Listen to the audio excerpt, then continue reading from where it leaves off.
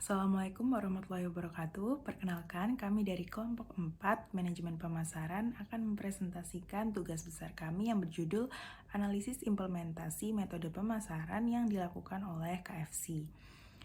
Pertama, izinkan kami untuk memperkenalkan diri.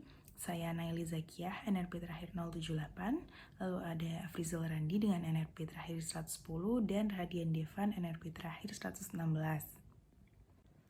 Pembahasan yang pertama yakni terdapat deskripsi umum dari perusahaan KFC sendiri.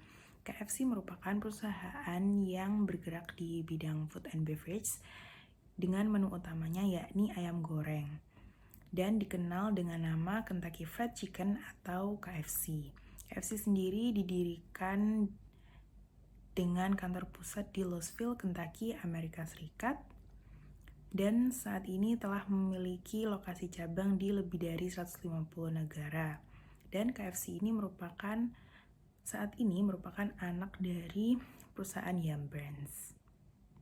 Selanjutnya terdapat sejarah berdirinya KFC, di mana KFC ini diciptakan oleh Harlan Sanders yang saat itu mengetahui potensi pasar di tengah banyaknya pasar homogen berupa penjualan makanan cepat saji hamburger.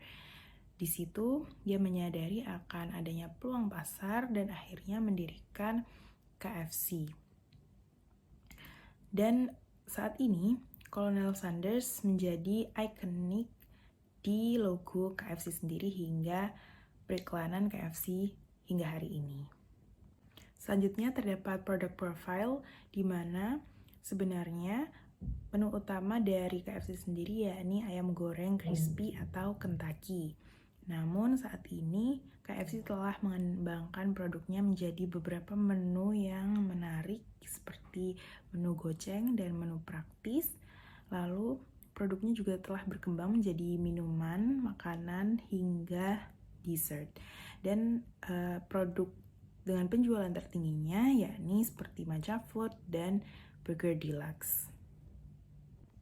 Secara demografis, target konsumen dari KFC ini sudah menyasar cukup luas dari target pasarnya, yakni mulai dari vegetarian hingga non-vegetarian, lalu anak-anak, remaja, dewasa, dan keluarga. Namun, target utamanya yakni remaja karena tingkat impulsivitas yang tinggi dan keluarga karena budaya makan bersamanya. Nah, berikut merupakan produk benefit dari KFC, di mana yang pertama, KFC memiliki ciri rasa yang khas yang sesuai dengan selera rakyat Indonesia. Lalu yang kedua, adanya kontrol ketat atau SOP, sehingga resep yang digunakan sama. Lalu harganya juga lumayan terjangkau, adanya pilihan menu seperti adanya nasi yang disesuaikan dengan menu di Indonesia, lalu di beberapa gerai juga memberikan layanan 24 jam. Pada analisis pemasarannya, KFC Indonesia menghadapi sejumlah masalah pemasaran yang memerlukan perhatian mendalam, yaitu salah satunya pada masalah penurunan pertumbuhan penjualan pada beberapa periode tertentu, yaitu mulai tahun 2020 hingga 2022. Dapat dilihat dari tabel, pada tahun 2020, KFC mengalami penurunan yang awalnya 50,31 miliar menjadi 5,41 miliar, dan selanjutnya pada tahun 2021 mengalami penurunan yang cukup dalam lagi, yaitu menjadi minus 61 miliar. Dan pada tahun 2022 yang kembali mengalami kerugian yang meskipun itu kenaikan dari tahun sebelumnya, yaitu senilai minus 19,73 miliar. Masalah selanjutnya yang timbul yaitu kurangnya daya tarik terhadap segmen konsumen tertentu atau perubahan tren makanan karena ketidaksesuaian dengan preferensi lokal. Perubahan tren ini seperti adopsi makanan sehat dan pilihan diet yang beragam di kalangan konsumen dapat menjadi tantangan bagi KFC yang dikenal dengan menu makanan cepat saji yang cenderung kurang sehat. Akibatnya, KFC dapat penurunan pangsa pasar, juga dapat mengakibatkan penurunan kepercayaan pelanggan berkurangnya loyalitas pelanggan, dan juga dapat mempengaruhi citra merek secara keseluruhan. Untuk analisis SWOT-nya, pada bagian keunggulan, KFC memiliki merek yang kuat dan juga jaringan outlet yang luas. Nah, jaringan outlet yang luas yang dimiliki KFC ini senilai 754 gerai yang tersebar di Indonesia. Dan untuk merek yang kuat, ini menjadikan fondasi yang solid untuk membangun kembali citra dan meningkatkan kepercayaan kepada pelanggan. Selanjutnya, pada bagian kelemahan, KFC memiliki kurangnya diversifikasi menu dan juga keterbatasan respon terhadap tren kesehatan. Ini tidak dapat mengikuti konsumen dan juga kebutuhan diet yang telah berkembang. Untuk pada bagian peluangnya, KFC memiliki peluang pada inovasi menu dan juga produk. Nah, jika KFC menerapkan inovasi menu dan juga produk ini, KFC dapat menarik konsumen baru dan juga mempertahankan yang sudah ada.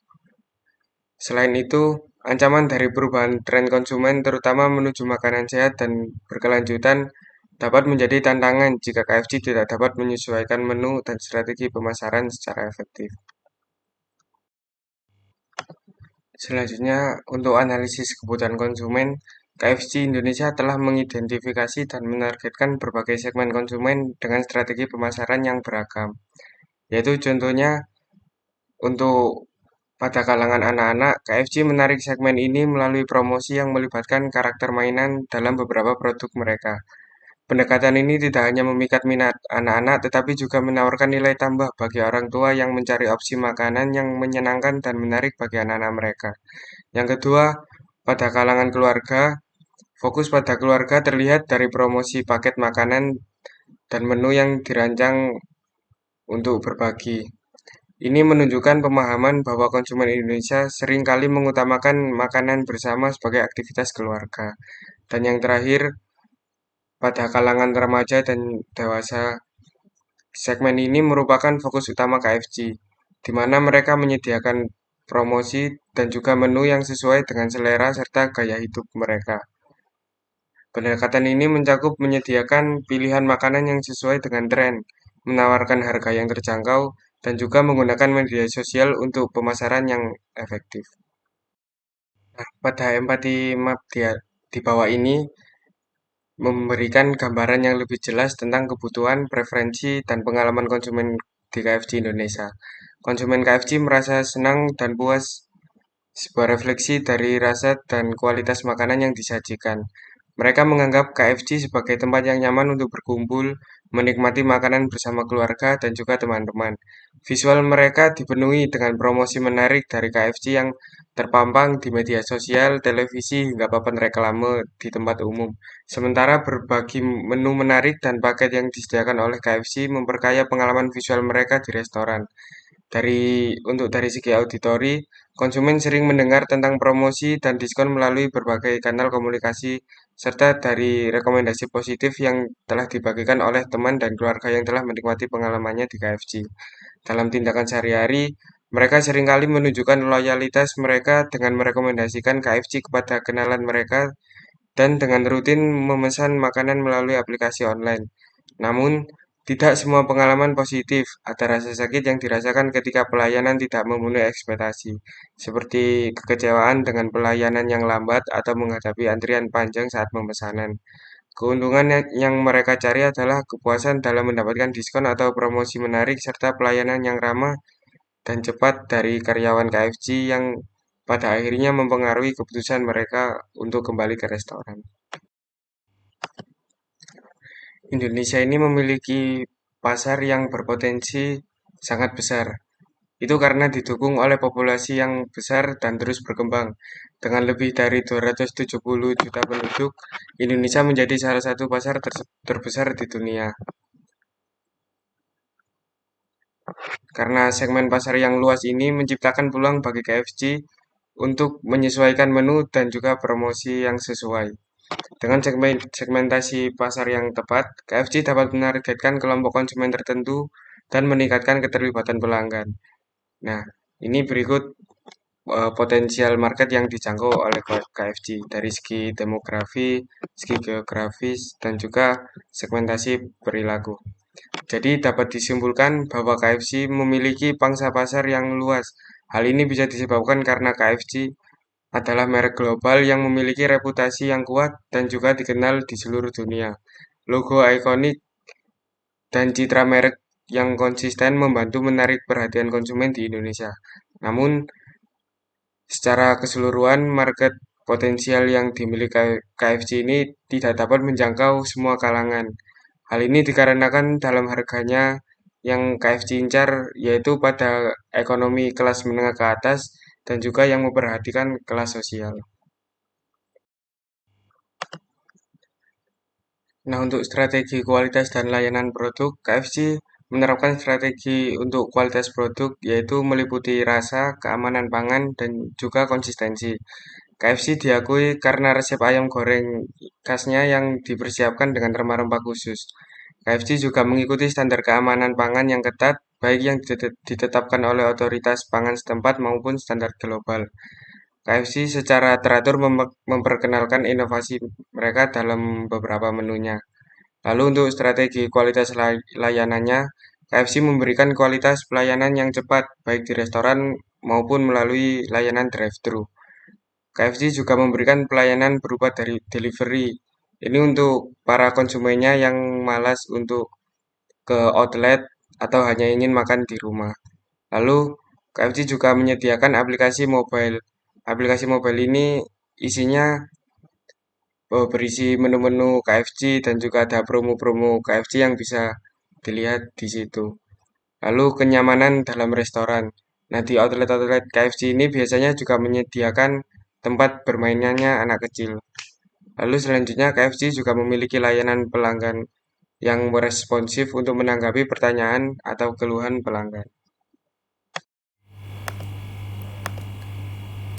Nah, untuk analisis kompetitornya bisa dilihat pada tabel berikut ini.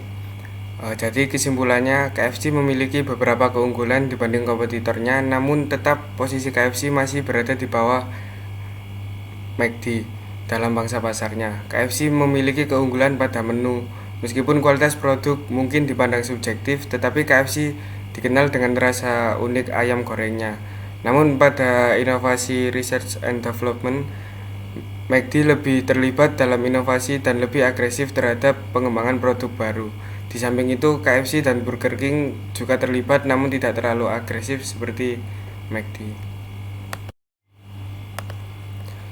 Untuk perceptual map-nya dapat dilihat di bawah ini. Dari perceptual map di bawah ini dapat dilihat bahwa McD lebih unggul dibanding KFC. Namun KFC masih lebih unggul dibanding Burger King. Hal ini bisa terjadi karena kualitas produk dan layanan KFC yang masih kalah dibanding McD karena McD lebih agresif terhadap pengembangan produk baru. Dalam hal soal pilihan menu, meskipun keduanya memiliki variasi menu yang banyak, namun KFC masih kalah dibanding McD. Baik, selanjutnya masuk ke analisis mitra kerjasama. Jadi KFC ini emang melakukan beberapa kerjasama yang memengaruhi perusahaannya dengan skala lumayan besar. Salah satu contohnya adalah model warabala mereka, di mana mereka beroperasi di bawah model tersebut yang memungkinkan perusahaan itu untuk memperluas kehadirannya dengan cepat di seluruh negeri.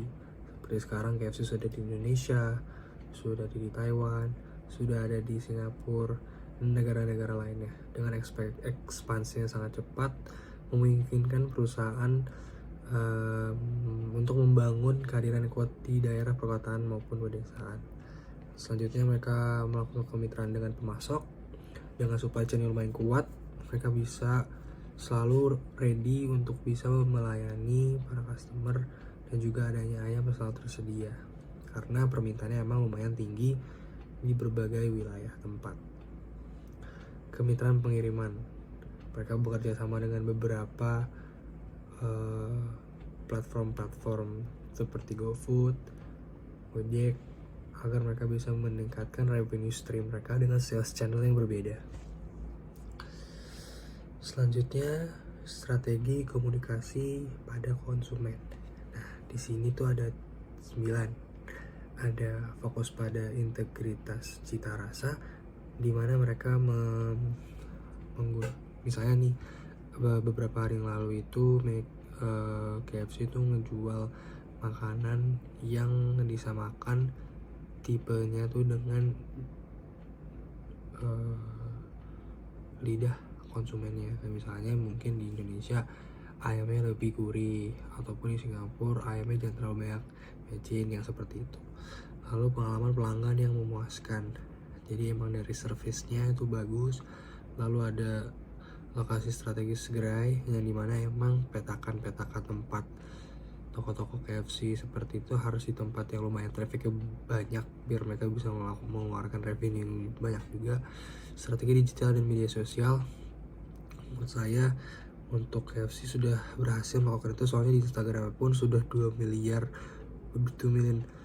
followers, termasuk followers terbanyak di bidang food sector. Membangun komunitas digital yang mereka sudah lakukan.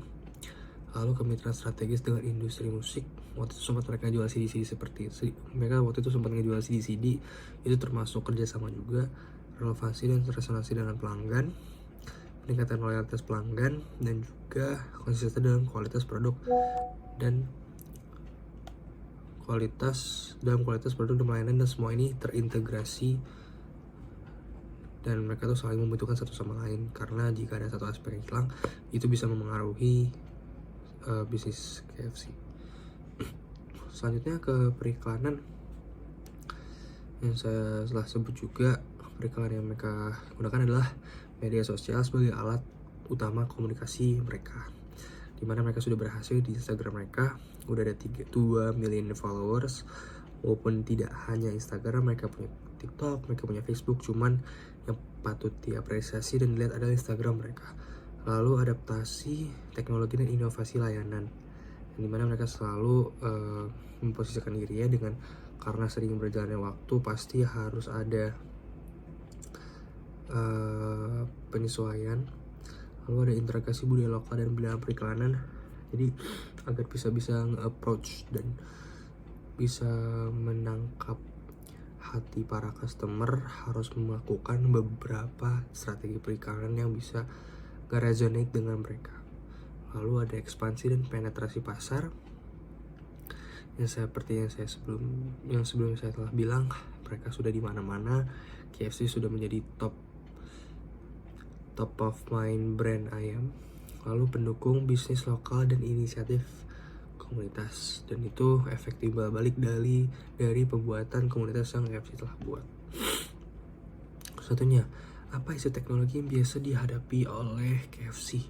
Nah, itu tuh biasanya tuh keamanan data, ketersediaan teknologi yang terbatas, dan compatibility teknologi itu sendiri. Karena emang kadang-kadang kalau sistem informasinya masih kurang ataupun wifi-nya lemot, itu bisa mempengaruhi. Dan salah satu hal yang mereka alami itu adalah kasus kebocoran data pelanggan di Indonesia tahun 2022 waktu itu, dimana KFC Indonesia mengalami kebocoran data sebanyak 120.000 pelanggan yang tidak sedikit, termasuk nomor telepon dan alamat email mereka. Ini terjadi karena kelemahan dalam sistem keamanan KFC. Lalu ada masa sistem pemesanan online di Inggris di tahun 2021, dimana pemesanan itu tidak berfungsi selama beberapa hari, menghambat kemampuan pelanggan untuk memesan makanan secara online. Masa ini disebabkan oleh masa teknis yang telah diperbaiki. Lalu ada ketidakkompatibility sistem pemesanan drive-thru di Amerika Serikat tahun 2020, dimana tidak kompatibel dengan pemesanan online, menyebabkan keterlambatan dalam pelayanan. Masa ini disebabkan oleh perbedaan spesifikasi teknis dan telah diselesaikan oleh KFC juga untuk memastikan kedua sistem tersebut kompatibel. Lalu ada yang perencanaan penjualan, bisa dilihat itu ada titik warna hijau di bagian kiri yang di horizontal 2019 dan di 2021.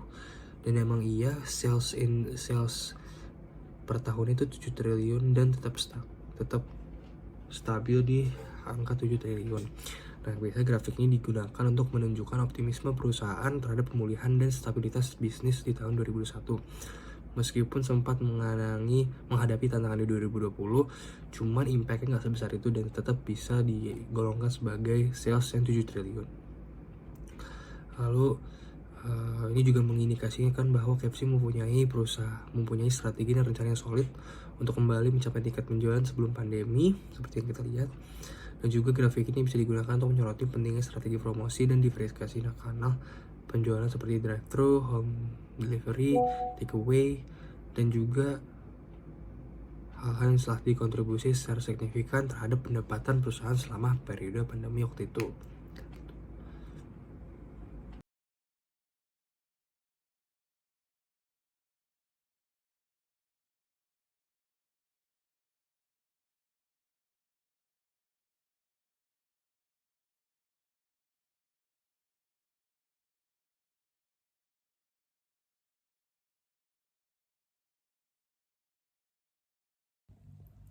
Terakhir, dapat disimpulkan bahwa KFC sebagai perusahaan dengan produk utamanya yakni ayam goreng dinilai sangat potensial untuk bersaing karena memiliki target pasar yang luas.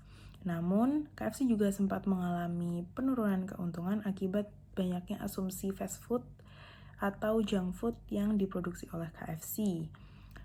Dan setelah menganalisis SWOT, di situ terdapat potensi bahwa KFC dapat menginovasikan menunya menjadi menu sehat ataupun klaim non-junk food lainnya sehingga dapat menarik konsumen. Dan KFC juga harus dapat mendefinisikan kembali secara spesifik target konsumennya sehingga konsumen dapat tergolongkan hingga ke psikologis dan dapat menarik pembelian konsumen secara maksimal.